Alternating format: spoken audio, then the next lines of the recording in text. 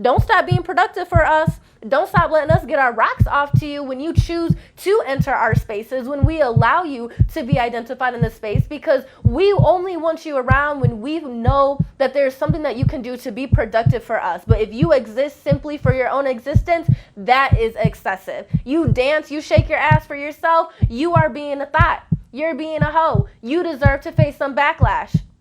But I'm going to think about it later tonight when I go to bed.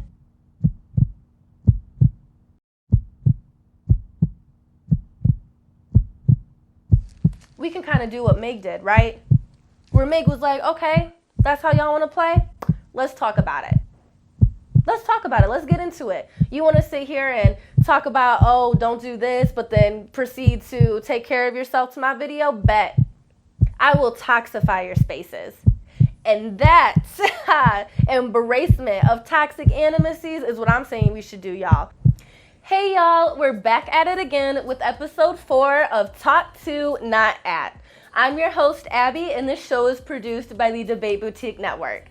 Now, this episode is something special because it's inspired by a conversation that my sister actually had with me earlier this week. So shout out to Georgie. Thank you for the deep conversation. We're talking on the phone, and fun fact, little background, my sister was actually my first debate partner ever. So if it wasn't for her guidance and mentorship, not only would I not be sitting on this couch today, but a lot of the critical race theory conversations that I have on the daily would not be where my mindset's at. So I really have to give her some credit for, not only helping me get there, but also, again, for the thoughts in this episode today. But anyway, we were sitting there talking on the phone, and she's like, okay, Abby, if you have not seen Meg The Stallion's THOT SHIT video, you need to go watch it right now, because I am telling you, her performance, her music video is a literal embodiment of one of the conversations that you were having in debate when you were in your college debate year. And I was like, okay, let me go watch this, because I realized, y'all, I love watching music videos, but since I've gotten so busy with life, I feel like I come home, take care of my dogs. By the way, just got a puppy, so it's a lot of work. Do a little bit of cleaning if I got time, maybe coach a little bit of debate, and then crash, knock out, and just repeat over and over again. So I was like, okay, I must be pretty behind on this music video, so let me take some time and go watch it.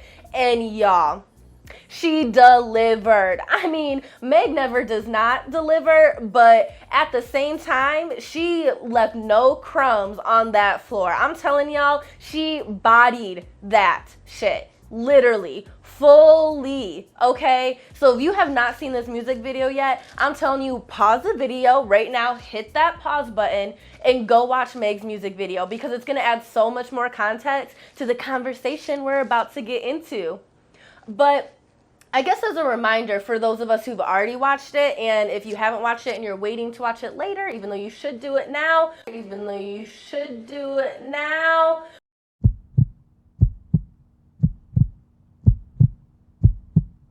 just a little bit of background as to what's happening, setting the stage. So Meg starts off with, it's like this scene that appears to be in the White House. It definitely seems like it's a president, but either way, it's this older white man, and he's sitting there on YouTube, and he goes and starts watching Meg's new music video, and then he starts typing away some ignorant comment talking about slut shaming her, and she needs to get it together, and all this gross stuff, right, that we see all of these types of messages or conversations thrown at black women for being overly sexual. Yet then, this man proceeds to unzip his pants. And y'all know what I mean when I say he's going to unzip his pants. So he not only is demeaning her for being sexual, but now he's hypersexualizing her to gain his own pleasure from her in her performance. Yet he's viewing her as something that's toxic to the world at the same time, right? So Meg then calls him up on the phone as he's in the middle of doing his thing and is like, listen, we are the very women who cook for you, who clean for you, who make your world what it is. So don't get it twisted, baby boo, okay? Because you cannot come for us. Don't play and don't be disrespectful. And he just laughs it off, hangs up, and then proceeds to, take care of himself.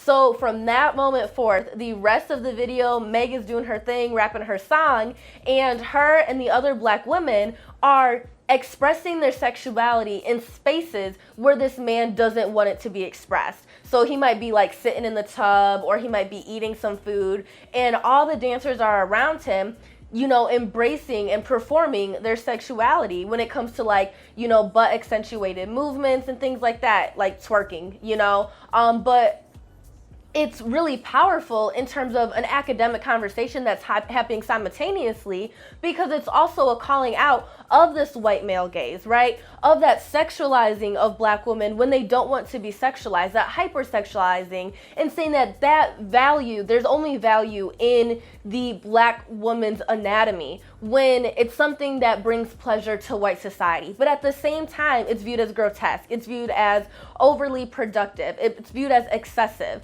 And it also becomes a justification to inflict anti-black violence onto black women at the same time, which is exactly, that conversation that was shown in the first moments of the THOT SHIT music video, when he's commenting on YouTube, but then, pleasuring himself off of her performance. So it really opens up this important conversation as to how black women are held culpable for, one, making the world, but then also hold culpable for destroying the world simultaneously. The paradox of the positionality of the black woman and black sexuality. Yet, it doesn't even just stop there. I mean, Meg has this conversation in other music videos as well. I mean, we can talk about WAP, right? Like, we sat here and had people on Fox News trying to dissect WAP and talking about how, well, there's ways that WAP is saying, women can improve themselves, and then talks about Cardi B a little bit, but then also demeaning the music video, demeaning Meg The Stallion and Cardi, and talking about how disgusting and grotesque and how profane the WAP song just in general is.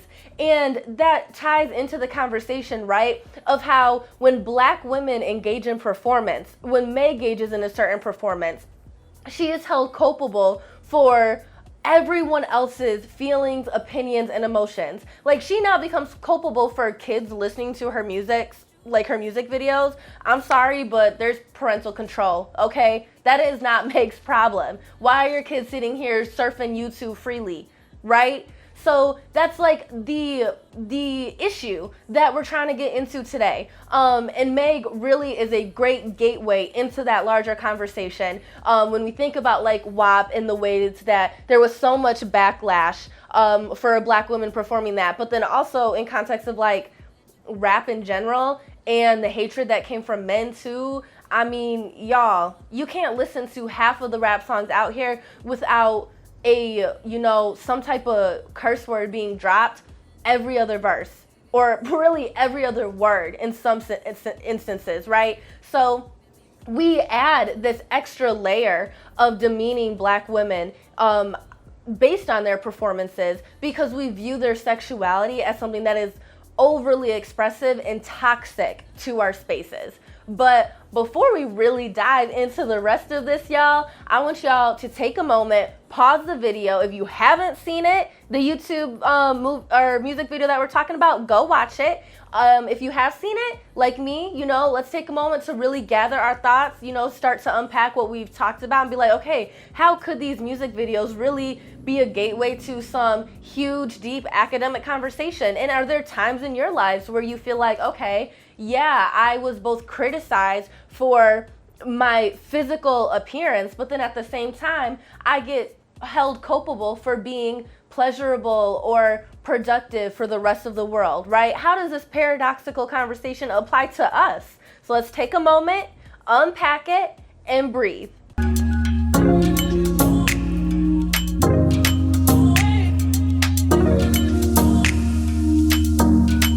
Hello? Look, motherfucker. The women that you accidentally trying to step on are everybody that you depend on. They treat your diseases, they cook your meals, they haul your trash, they drive your ambulances, they guard you while you sleep. They control every part of your life. Do not fuck with them. Kinda shady, they calling me baby. Why the sudden change? Say my name, say my name. No one is around.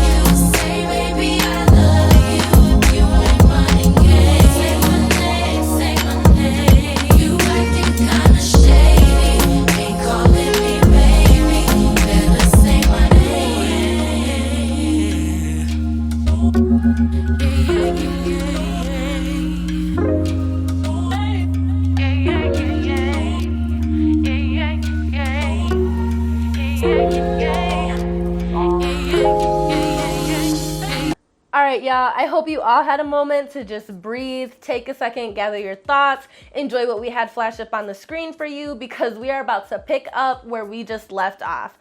So we began to set the stage where we were having this conversation about Meg The Stallion, her music video, toxicity, and then this paradoxical position that Black women are put in, where they're both over-sexualized, but then they face backlash and anti-Black forms of violence for their sexuality, right?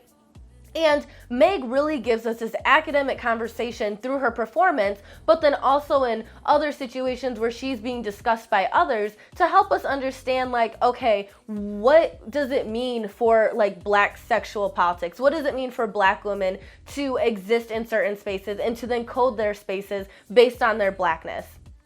Now, we're going to take it back a little bit, and as we've done before, y'all, we try to give a whole context as to where this is coming from. So what is this paradox of this paradoxical position that Black women are in, right? What do you mean, Abby, when you are talking about toxic animacies? How does that work? So I guess what I'm talking about, right, is since the beginning of European interaction with Black women, there has been, first of all, in journals, there are literal writings and depictions of the ways that, explorers viewed Black women, where they talk about how their breasts were out and they were uncovered, and how they would do butt accentuated movements to engage in community forms of celebration, and just a type of sexual depiction that happens when we have the very first interactions between Europeans and Black women.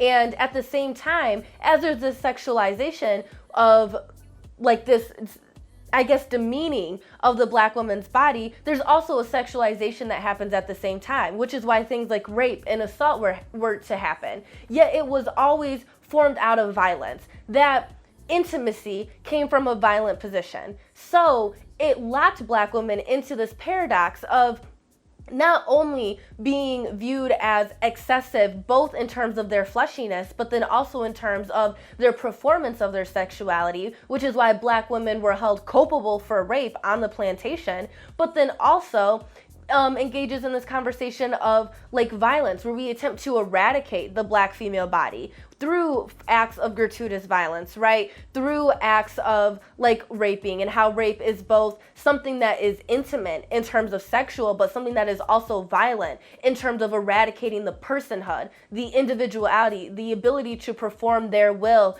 over their own body. Right? So this unique form of violence that Black women went through on the plantation during European exploration and to this day illuminates or shows how Black women gives language to that paradox that Black women exist in.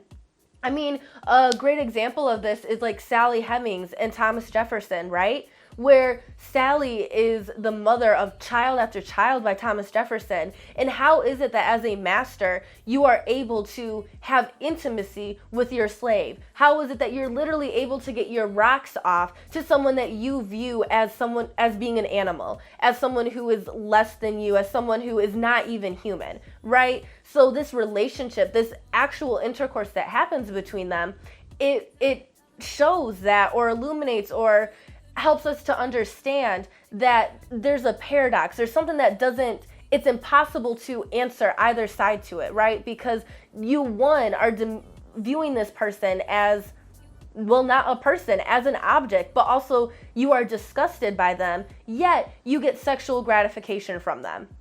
So again, that unique form of violence that Black women have faced on the plantation and continuously throughout history, is that locked position of existing in a paradox, both culpable for creating the world and destroying it at the same time. So that's what Meg The Stallion shows when she's, showing this clip where she has her music video up on this man's screen, and he's sitting here watching it, and then he's commenting horrific things on her music video, but then he also is getting his rocks off to her. That itself is contradictory. It doesn't make sense. Yet, anti-blackness isn't supposed to make sense. It's supposed to be contradictory, so that way you are damned if you do and you damned if you don't. There's no way around it. Now, when we think about like this animacy conversation and how we can use that to understand like larger issues, right? Apply it outside of just Meg The Stallion. I mean, it applies to then how we code spaces, how we interpret Black women in different areas. And it literally becomes a mapping of spaces that are deemed pollutable and not pollutable. Y'all, I'm about to make this connection to some environmental justice real quick, so hang on with me, okay? So when we think of Black women being overly excessive, overly productive, we can begin to identify these stereotypes that we apply to Black women, right? One is the stereotype of the THOT, which is literally the embracement that Meg The Stallion is performing in her THOT Shit music video. But two, we can think of the idea of like the baby mama, right? Where the baby mama produced too many children. She was overly productive. She was overly sexual. Now she can't take care of her kids. And she is someone who we like code to certain spaces, i.e. hoods and ghettos. Like that's where we associate the baby mama with living. So her Blackness and representation then becomes mapped to identify geographical locations. We can think of that when we think of the conversation of the welfare queen, right? We think of the Black woman who is underproductive. She doesn't do enough for society. So now there's government aid and supplements that need to be just handed out to her to help her like make ends meet. But we also use that to code her as a space that exists in the ghetto, in the hood, right? In Black dominated areas. So these two positionalities, one is overly productive, one is underproductive. Both are, examples of that paradox that we identify Black women as existing in. So the baby mama, right, is also simultaneously responsible for creating the next generation of slaves, right? That's the conversation we had in the R. Kelly video when we were talking about how Black women were the ones who inherited the burden of the father, the burden of the name, right? So from their womb came the next generation of slave labor. They were an insurance policy, and how that abolished the ability for Black women to perform certain forms of gender, but also for the Black man to perform certain forms of gender. So it doesn't stop just on the plantation, but it continues today when we think about like the school to prison pipeline, right? We think about Black children who are raised to be someone who ends up going to jail or to prison to then engage in another form of slavery.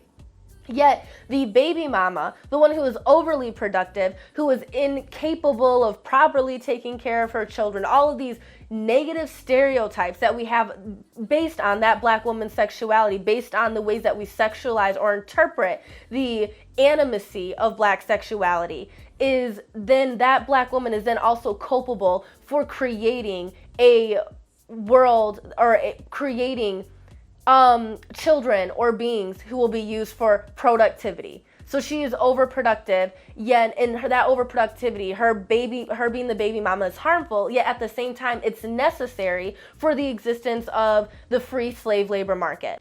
And then we can also think about that in the context of the welfare queen and the paradox that she exists in, where she's deemed as someone who is incapable of producing, right? She's someone who's underproductive, so she needs handouts from the government. Yet at the same time, she then is held culpable, one, simultaneously for like being an example of why there should be certain types of benefits, but then also simultaneously being culpable for being the person who misuses and abuses like certain types of supplements and handouts. It's not something that's applied to the white woman, but again, it's something that's coded onto the Black woman and then mapped into certain spaces. You will find these types of people in these geographical locations. And it doesn't just stop there, right? Both of these stereotypes become examples, first, of how Black women are supposed to, one, create the world, but then destroy the world. But then two, now we talk about the ways that their sexuality is coded into these spaces, right? So we pointed out, like, okay, we associate certain terms with certain people and certain people with certain areas. But these areas then, their Blackness marks it as toxified or polluted, i.e. Black people live here, so this space is already polluted. So we then justify polluting these areas, like actually polluting these areas, right? We allow for places like the Detroit River or the Hudson River to be dumping zones. We allow for landfills to be in those areas. We try to be like, oh, it's great, we made a park out of this landfill. No, your children are literally playing on top of trash and pollutants and battery acid. Like, we allow for factories to be built in these areas and say, oh, we're providing like, you know, new jobs for people. Yet at the same time, we're polluting the air that they breathe in. So we toxify these spaces because we justify that toxifying, since we deem these areas as already polluted, because Black people are pollutants.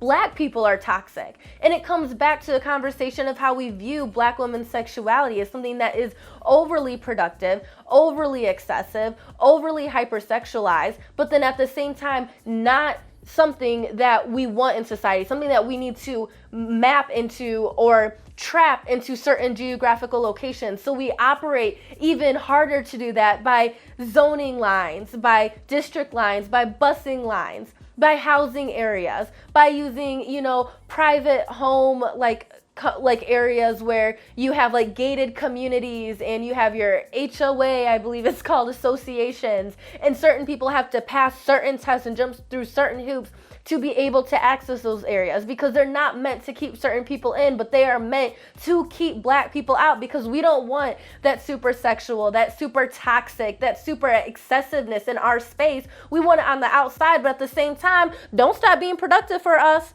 Don't stop letting us get our rocks off to you when you choose to enter our spaces, when we allow you to be identified in the space, because we only want you around when we know that there's something that you can do to be productive for us. But if you exist simply for your own existence, that is excessive. You dance, you shake your ass for yourself, you are being a thought. You're being a hoe. You deserve to face some backlash.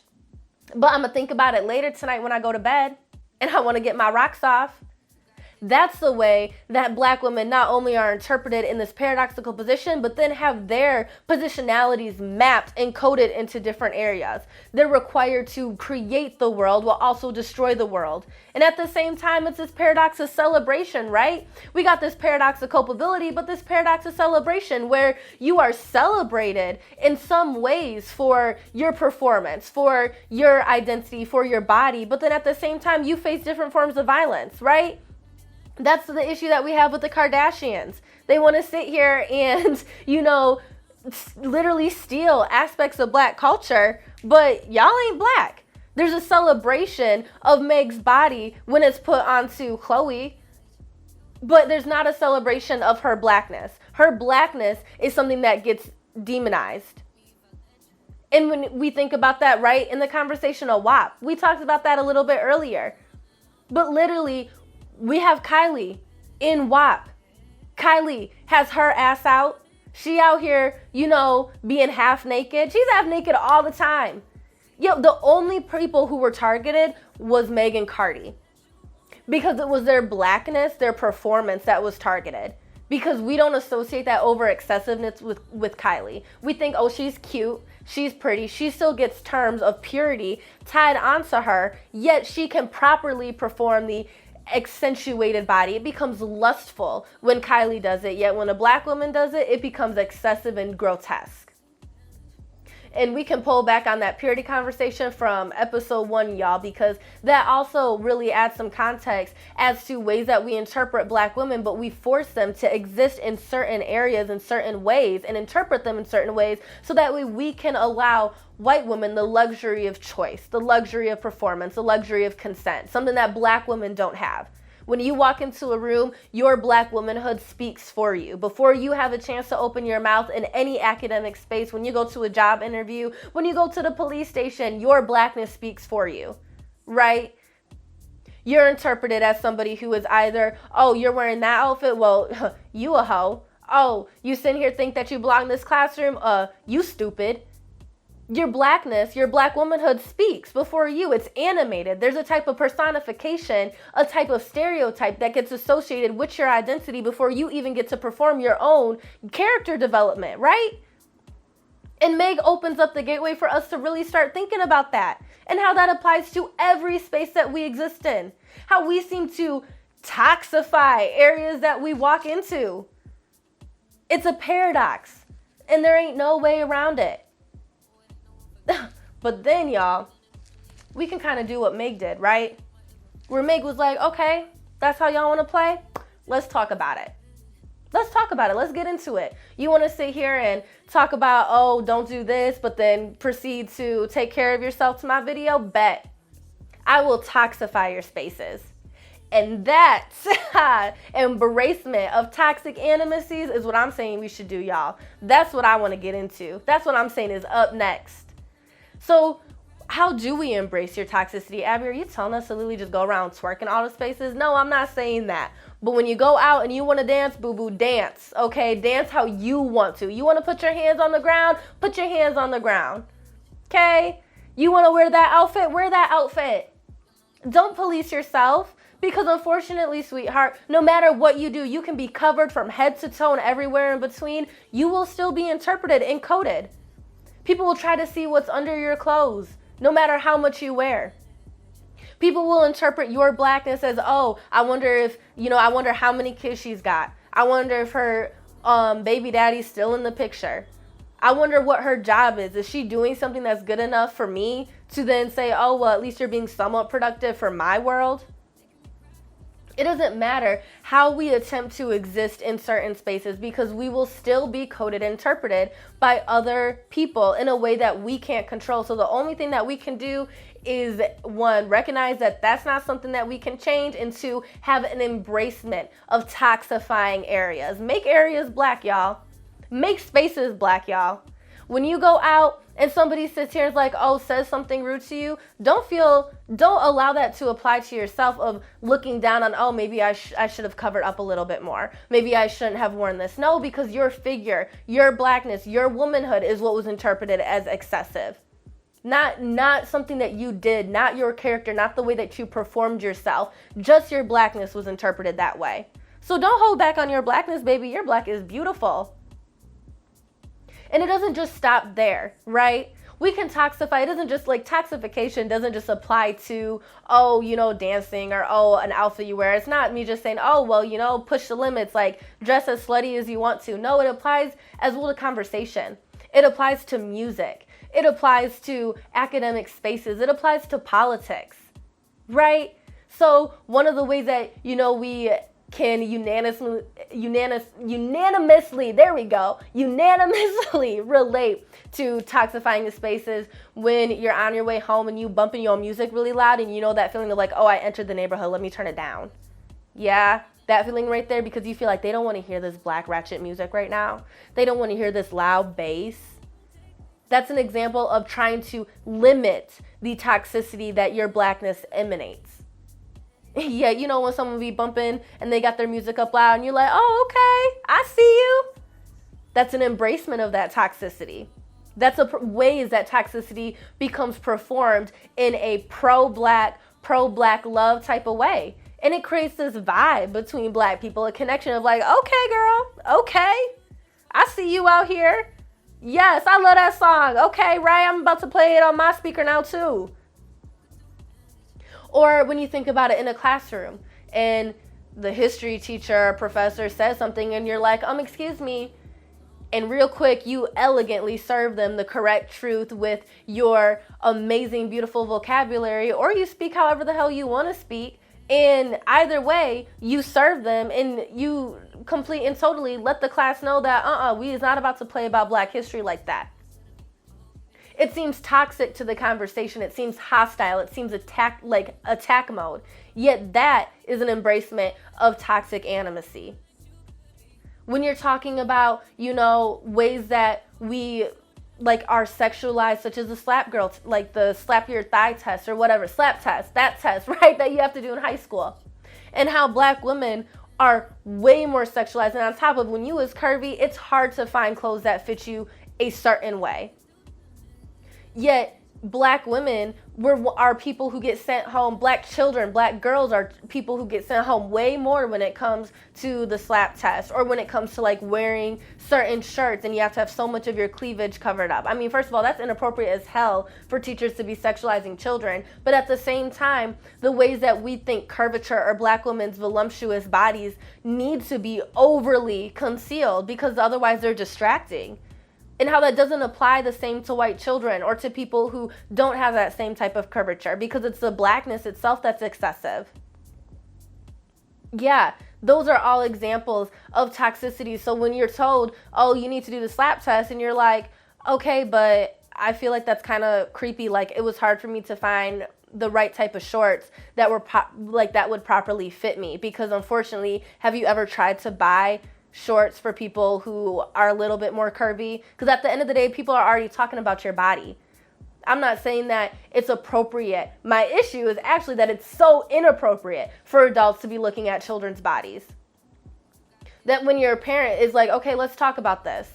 It is inappropriate for you to be doing that. That was a toxic action, right? It's an embracement of understanding that, no, there wasn't something that I could have done differently. It's the ways that my body is interpreted and coded by society. See, and that's just what we're trying to get at today.